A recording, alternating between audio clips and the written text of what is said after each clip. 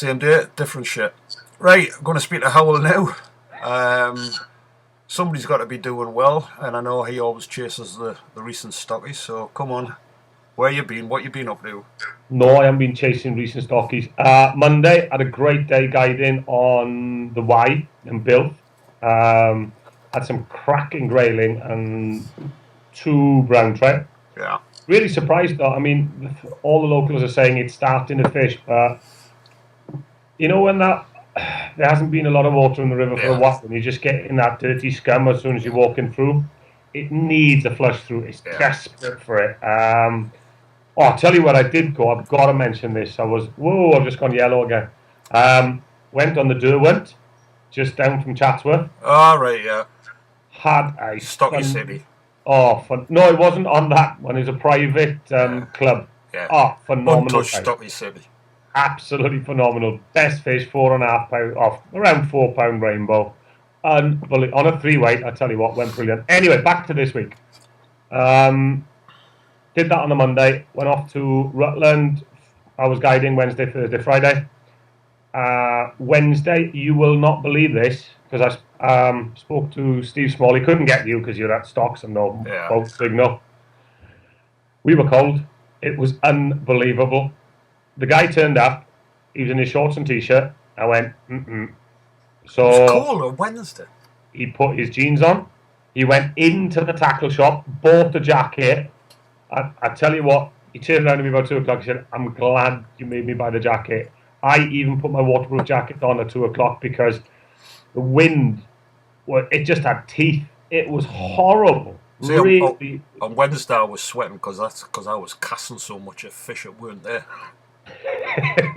Well, that was Wednesday. We got, Tony and I were fishing together. We got 9 fish. A lot of fish down the dam. A lot of guys on the rudder. Don't know why, because the fish were coming really, really. Your Ronnie Gent doesn't know why either. I wasn't supposed to say that, was I? Hey, listen, I know why Ronnie was, because he couldn't catch him over the front of the boat. So I went out Thursday with 2 guys. One very, very inexperienced. He'd only fished a couple of times. Put him on the bow. The other gentleman on the stern. We put 10 fish in, mainly sunburst sparkler on the point. As opposed to Wednesday. Wednesday we had a load of cloud cover. Thursday less cloud cover, a little bit less wind as well. And Friday took her husband and wife out. Caroline, she hooked, never fished before. Took her on the grass. 20 minutes, half an hour, she mastered casting, took her out, hooked the rainbow down by Fantasy, and I tell you what, that thing was never coming in. It went 35, 40 yards. She played it really, really well. Must have been on the line 7, 8 minutes. Came to within about 5, 6 foot of the boat and then decided to let go, which was fine. She enjoyed it. Went back, took her back in for lunch. Both of us went out then, and the fish had turned off. Al Owen was out there. They were getting a lot of takes early on, and this is what's really surprising. In all this heat, the 3 days, you never needed to go under, a midge tip. So the fish switched off while you were there? We went back at 2 o'clock, and I had 3 or 4 takes on one drift, a couple of takes on another, and that was it. Al couldn't get. I mean, they were catching fish for fun in the morning. See, my fish switched off last Wednesday. Everywhere.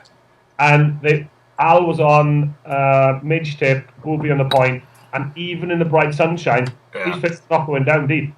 Well, it's weird that, because a Grafham on Saturday.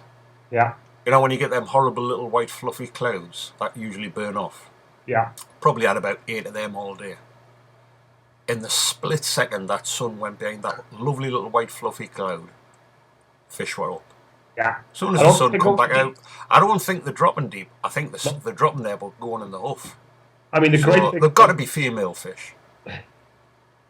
The great thing about Rutland is they did have the aerators on, but they switched them off on Thursday, which I couldn't. I mean, on Friday it went flat calm, no aerator. No, it doesn't say any Grafham either. One thing on Thursday, phenomenal fish was taken off Rutland.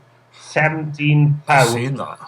£17.6, I think it was, brownie. Right. The two anglers, they're fishing up the north arm, fishing over the front. He lifted his rod up. It followed, I don't know what, his top dropper or whatever fly. It came up after the top fly. Both anglers saw it. Both anglers nearly jumped out the boat. The one said, I'm not going to repeat what he said, right? You can imagine what he said. And as he turned around his boat partner, the rod just bent over double. He took the humongous on the point. Bloody hell. But got it in within about 15 minutes. It was so stubborn. It went 6 foot down and it just dogged it. Yeah. Went. Got it in. What a fish. Phenomenal. I mean, I saw the picture. I saw it in the freezer because it was on the slab of, I mean, it was like this, right? The slab of wood, and it filled virtually the freezer in Rutland. That's more weight than I caught all week. I think a quarter of the fish would have been more weight than you got. I'll tell you what, I did read a few things on Facebook and what have you, where he got a bit of a slaying for killing it. Bottom line is, it's a stocky. It's not a resident fish. It was put in, I mean, whether it was put in at £1 or 2, or whether it was put in by the Friends of Rutland. Remember, they used to put fingerlings in? Whether it was, it's as wild a fish as you can get in the reservoirs we have in the UK. But he's paid his money, and it's up to him. Exactly. It's not as if that fish is going to breed or anything like that. No. Good luck to the lad. Yeah. You know, it was his fish. It was his choice. People have practiced catch and release. That's fine. The same people have criticised him. Had he not killed it, wouldn't have believed him. Oh, you know, even if he'd have had scales in the boat and he'd weighed it and put it back and all that, you think they'll disappear and they'll come up the other end. They come out there. Yeah. It's, you know, if he'd have weighed it at £17, they'd say, "Oh, never." Yeah. But it's his choice, and good luck with it. I wonder if it took much hitting over the head. Probably used the oar. I'm thinking of getting a baseball bat, just in case I catch a fish. I tell you what, there must be, you know, that can't be the only one that's up there. Right? Nah, there's got to be some massive ones in there. Graham Pearson on the rudder, he caught one, a brownie. I think he said around £6 on the Wednesday as well. Yeah. So there's some big things. I just cannot understand why they put brownies in. If they don't want them caught and they don't want them killed, why put them in? They don't anymore. What? I mean, Rutland haven't put brownies in for a few years now. I would disagree with you, though. Or last time did you see? It's got to be 2 or 3 years. Some done in this year. No, there isn't. It has. And it's the same old thing. You only allow 2 brownies in the bag. If you don't want them caught, don't put them in. It's a fish. It's a stockfish. There might be, you know, you never know. They could be running up the burns at the top of South Arm. Breeding. So, anyway, you're off to Grapham. No, you're off to Stocks. Yeah, I'm going to do 2 days on Stocks, and then I've got the Anglia Motor Final this weekend. Yeah, you know, the one that you couldn't be bothered to turn up for. All the best to you and the club. So what I'm hoping is, if I have 2 days on Stocks and then 3 on Grapham, I reckon by Monday I'll have getting a bag up. Yeah, but Stocks is only bag up is 4, isn't it? Grapham's 8. So yeah, well, it ain't gonna work. I'll make the managed 8 by Monday. You know what it is? I'm joking on here. I know it's going to happen. I bet you I get 7. Well, that's all right. I'd take 7 on a Monday. I'm on about all 5 days, you stupid sod, man.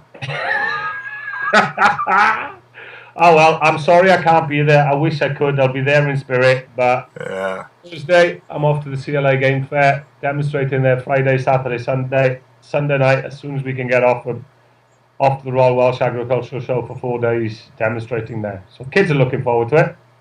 So it's going to be a scorcher. Yeah. As opposed to last year, where the CLA got cancelled because of floods. Yeah. It's forecast for this until, you know, into mid next week. So now it's going to change. The wind doesn't go above 10 mile an hour for the next week. Awesome.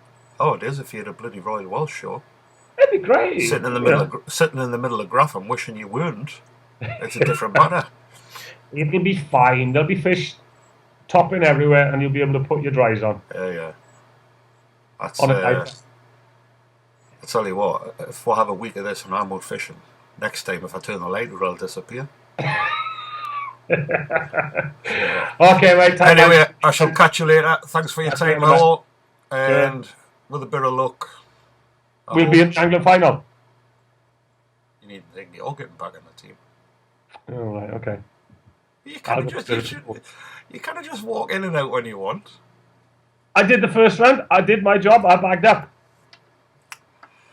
Yeah, with the help of Mark Howard, that shows how bad it was. You know, he wasn't there. he did my brain in. No wonder I couldn't catch fish on the match day. You think I'd been out with him lately because my head is done in completely. I'm starting to doubt everything. Really, but I think it's got something to do with that toilet exploded on the M1. Have you passed that spot and is it still there? No, it's not there, but I know where it is. Right, I'll catch you later, mate. Ta-ra.